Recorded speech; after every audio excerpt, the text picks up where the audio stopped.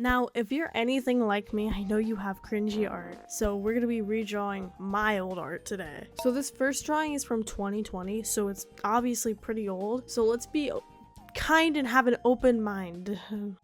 Dear God. Yeah, I've literally no clue what was running through my head while making this, but somehow I still have the speed paint. Watching it back didn't help either. I still have no idea what I was thinking. I mean, what the hell is happening with those eyes? Some Ohego ass type face, dude. For this redraw, the only reference I allowed myself to use was the original drawing.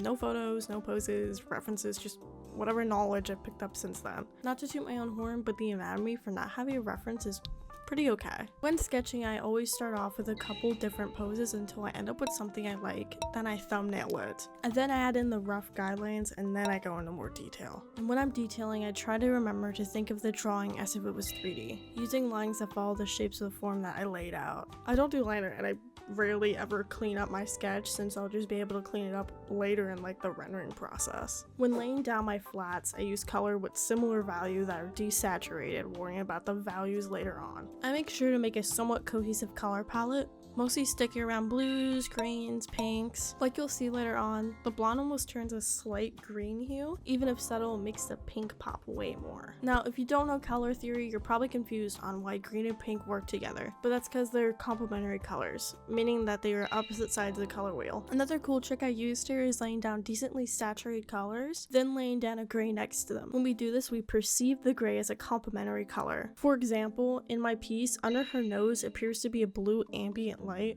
but it's actually gray. But since it's next to an orangish red color, our eyes use that color context and just kind of decide that it looks blue. This visual trick is called stimulus contrast. It's a simple optical illusion that forces the brain to compensate by casting the opposite hue onto the gray. Fancy art school term aside, it's basically tricking your eyeballs. Now that you know this, I'm sure when we look at the finished artwork, you'll be able to see the technique used frequently. I really enjoyed making this and how it came out. I could spend more time in the hair, but sometimes it's better to leave some parts not as rendered so the viewer can focus on the important bits. But obviously, we can't just stop at one embarrassing art redraw. Let's move on to the next.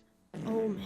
This one isn't as cursed as the last one, but it definitely looks like I just discovered soft brushes and anime girls. Looking at this drawing now, the biggest thing that jumps out to me is how much I relied on the guidelines instead of thinking of it as a 3D form. Back then, I wasn't really thinking about how the head was constructed. I was drawing eyes and hair, the mouth, hoping it would all work together. Which, to be fair, is a strategy. Not a good strategy, but definitely a strategy. Now I try to think about the entire head as a three-dimensional object first, then place features onto it. It's one of the things that sound obvious, but genuinely change the way I draw. Turns out, faces work better when you remember the skull exists. For this redraw, I wanted to keep the same general expression, but make her feel a little bit more grounded. The original almost looks surprised, the redraw looks like she hasn't slept in days. It's like character development. For this redraw, I kept most of the colors fairly muted and saved stronger saturations for the places I wanted people to actually look. In other words, I'm manipulating your eyeballs, basically. One thing I was paying a lot more attention to here was temperature shifts. Even though the piece is mostly cool colors, there are little bits of warmth in the skin, lips, hair. Those tiny color shifts do a lot of the heavy lifting when you're trying to make a painting feel alive. I think the face is probably my favorite part of the redraw.